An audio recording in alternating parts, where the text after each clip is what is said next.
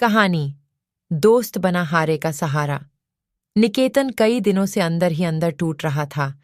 घर में हर तरफ उदासी और निराशा व्याप्त थी।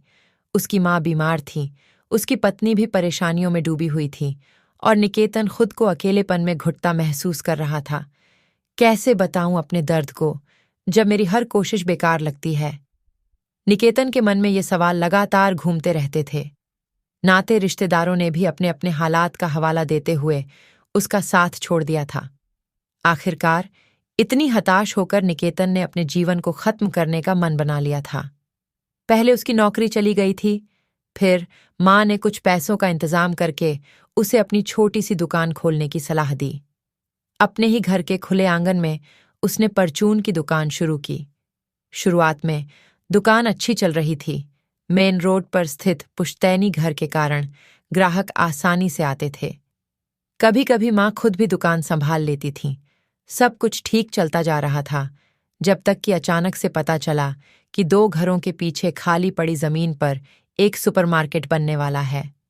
जैसे ही सुपरमार्केट तैयार हुआ, निकेतन की दुकान के सभी ग्राहक धीरे धीरे उस ओर जाने लगे।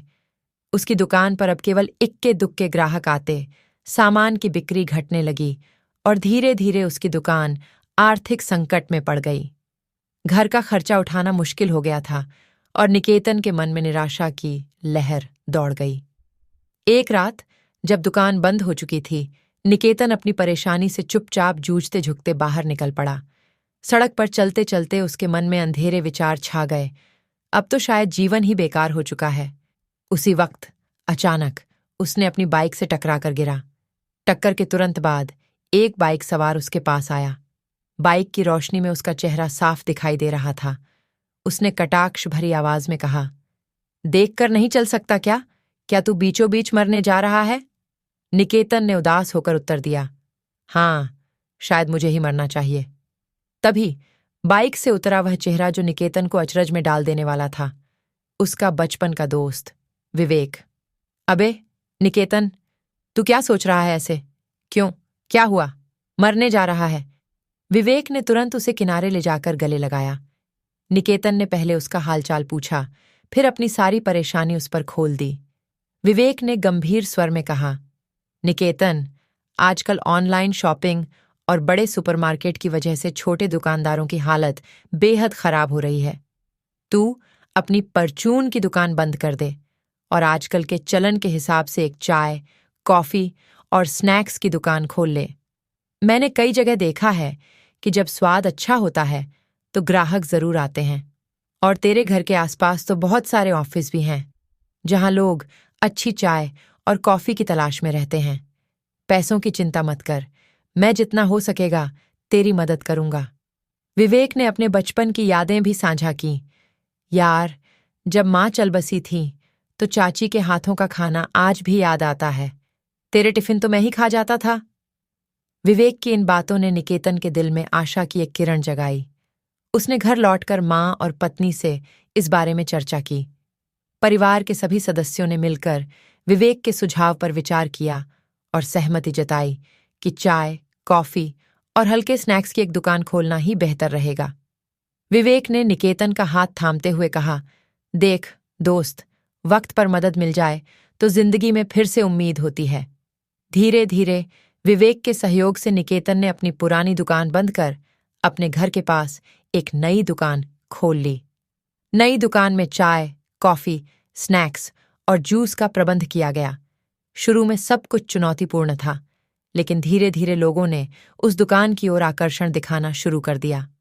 ऑफिस के कर्मचारियों ने वहां आकर गर्म चाय और स्वादिष्ट स्नैक्स का आनंद लिया और धीरे धीरे निकेतन की दुकान फिर से चल पड़ी। एक दिन विवेक, जो कुछ दिनों के लिए निकेतन के साथ रहे थे, वापस जाते समय निकेतन से मिले। निकेतन ने दिल से कहा, विवेक, उस दिन अगर तुम नहीं मिलते तो शायद मेरा परिवार आज भी बिखर चुका होता। मैं सच में हताश हो मरने ही निकला था, पर तुमने मेरी जान बचाई। मैं जल्द ही तुम्हारे पैसे चुका दूंगा। विवेक ने प्रेम से उसके कंधे पर हाथ रखते हुए कहा, मैं यहां हमेशा नहीं रह सकता, लेकिन तू मुझे कभी भी याद कर सकता है। यार, मैं हमेशा तेरे साथ हूं। निकेतन ने उन शब्दों को सुनकर गहरी सांस ली। उसकी आंखों में नई उम्मीद चमक उठी। विवेक की मदद से और परिवार के समर्थन से निकेतन ने अपने जीवन में एक नई शुरुआत की। उसकी दुकान फिर से फलने फूलने लगी और धीरे धीरे उसकी परेशानी दूर होने लगी। अंतिम संदेश। यह कहानी हमें सिखाती है कि जीवन में कभी कभी मुश्किलें इतनी बढ़ जाती हैं कि व्यक्ति निराशा की गहराई में डूब जाता है, परंतु सही समय पर एक दोस्त, एक सहारा और परिवार की मदद से हम फिर से खड़े हो सकते हैं।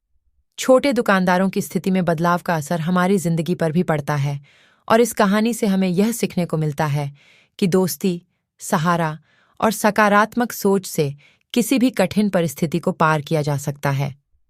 हर अंधेरी रात के बाद एक नई सुबह जरूर होती है और जीवन में उम्मीद की एक नई किरण हमेशा चमकती है।